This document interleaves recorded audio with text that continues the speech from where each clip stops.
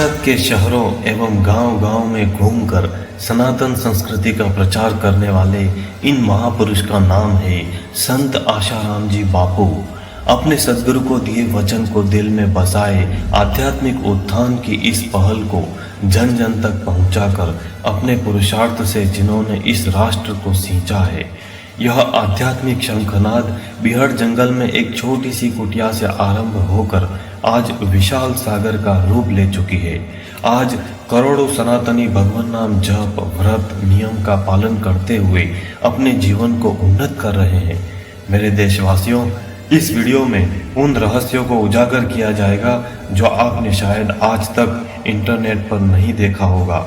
Video में अंत तक बने रहने पर एक एक कड़वा सच जानकर आप दांतों तले उंगली दबा देंगे। कहानी आज से 12 वर्ष पहले की है, जब देश की बड़ी बड़ी हस्तियां संत आशाराम जी बापू के चरणों में झुककर सफल होने का आशीर्वाद लिया करती थी। जीवन में जब कोई नहीं जानता था, उस समय से बापू के आशीर्वाद मुझे मिलते रहे हैं।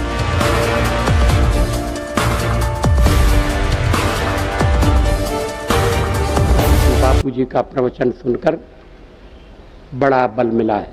परम पूज्य आशाराम जी बापू, यह मंच इस पर से मैं बोलूं, ये मैं अपने को अधिकारी नहीं मानता हूं। आपसे मेरी प्रार्थना है कि आज की राजनीति में आप जैसे लोग धर्मानुशास्ता होकर हम सब लोगों को दंडित करते रहे, सिर्फ खटखटाते रहें, ठकठकाते रहें और बताते रहें कि आचरण ठीक रखो, शुद्ध रखो, पवित्र रखो। मैं जानता हूं इस सच्चाई को, चाहे इस भारत का कोई सीएम क्यों न हो, चाहे भारत का कोई पीएम क्यों न हो, पूरी पार्टी के द्वारा यदि उनकी कोई सार्वजनिक सभा आयोजित करनी हो, तब भी इतना बड़ा जनसमूह इकट्ठा नहीं किया जा सकता। मैं भी अपने आप को धन्य करने आया हूं। बापू, ऐसी आशीर्वाद की वर्षा करना। पूरे छत्तीसगढ़ का आमंत्रण है आपको। आप पूरे जिलों में पधारे तो हम सबका, वहां के लोगों को भी और ज्यादा मार्गदर्शन मिलेगा। और मैं समझती हूं कि जब तक आप और आपका आशीर्वाद है, ईश्वर का आशीर्वाद है, तो कोई चीज गलत हो ही नहीं सकता। यानी घर वापसी का कार्यक्रम बड़े पैमाने पर किया है उन्होंने, उनका ये कसूर है। मैं पर एक षड्यंत्र पूर्वक आशाराम बापू जी और उनके बेटे के ऊपर झूठा आरोप लगाकर उनको जेल में डाला गया। आज संत आशाराम जी के देश की दुनिया भर में फॉलोअर्स हैं। हम एक ऐसी परिस्थिति पैदा करें कि पूरे देश के अंदर ये जो मातृ पितृ पूजन दिवस है वो एक महा उत्सव के नाते स्वीकार कर लिया जाए। वैलेंटाइन डे मनाने के बजाय माता पिता पूजन किया जाए, ऐसी स्वीकृति समाज में जिस महापुरुष ने पैदा की, मैं उनका भी आज के इस दिन पर नमन करता हूं। जिस दिव्य चेतना ने इस धरा के ऊपर धर्म, संस्कृति, अध्यात्म और भारत की उदात्त परंपराओं को पूरी ऊर्जा के साथ स्थापित किया हो, मैं अपने आप को आकर के धन्य और कृतार्थ महसूस कर रहा हूं। हमारे सामने, बापू जी के सामने एक समस्या इस रूप में, विकराल रूप में खड़ी है, तो हमें सच्चाई और षड्यंत्र को समझने के लिए हमें प्रयास करना चाहिए। क्या करें? क्या करें? कुमार स्वामी, मैं भी आ जाऊंगा फिर। तो आपने कृपा करके उठाए रखा, अब तो चरणों के योग्य भी नहीं है। ये तो आपकी बात है। मानता है। अब उनको छोड़ देना चाहिए, बहुत हो चुका, अब अत्याचार नहीं होना चाहिए। और मैं आपका संदेश माननीय प्रधानमंत्री तक पहुंचाऊंगा, क्योंकि उनसे मेरी बड़ी पटती है, मेरी नरेंद्र मोदी से। मैं उनको उन तक संदेश पहुंचाऊंगा, बहुत हो चुका। धर्म रक्षा मंच के इस पावन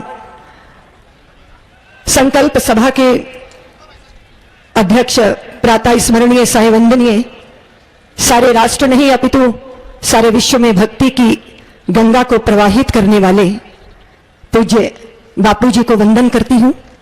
संसार में रहकर भी संतत्व प्राप्त किया जा सकता है, संसार को त्याग कर नहीं, संसार में रहकर संसार में ही संतत्व प्राप्ति की जा सकती है। इसका प्रमाणित जीवंत उदाहरण आशाराम जी बापू है। मुंबई में आयोजित धर्म रक्षा मंच संकल्प सभा में भारत के विभिन्न क्षेत्रों के धर्माचार्यों, प्रमुख संतों, अखाड़ों के प्रमुख साधुओं एवं शंकराचार्यों की उपस्थिति रही।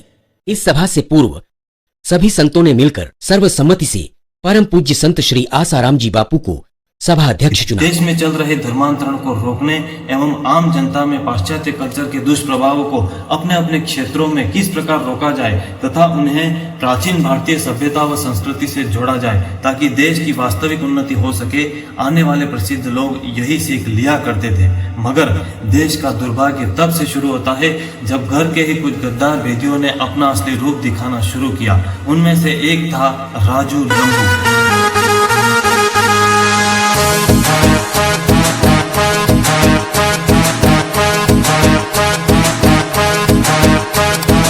जो गद्दारों का बॉस है, जो लगभग 20 वर्ष आश्रम में रहने के बाद गौशाला के करोड़ों रुपए लेकर फरार हो चुका था।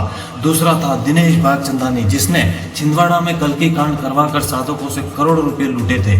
तीसरा था शेखर, जिसने राजीव गांधी हत्याकांड की तरह मानव बम की योजना बनाकर पूज्य श्री पर आत्मघाती हमले की साजिश रची थी। चौथा था अमृत प्रजापति, जिसने अपनी पत्नी को ही काला बुर्का पहनाकर मीडिया के सामने पूज्य श्री पर रेप का झूठा आरोप लगाया था। पांचवा था कौशिक पटेल, जिसने एक व्यक्ति के साथ पूज्य श्री को गोली मरवाकर विदेश भगाने का षड्यंत्र रचा था। इसी कड़ी में भाणा, महेंद्र चावला, सतीश कालिया, कर्मवीर आदि बहुत से गद्दार समय समय पर गुरु से गद्दारी की साजिशों को अंजाम देते रहे हैं।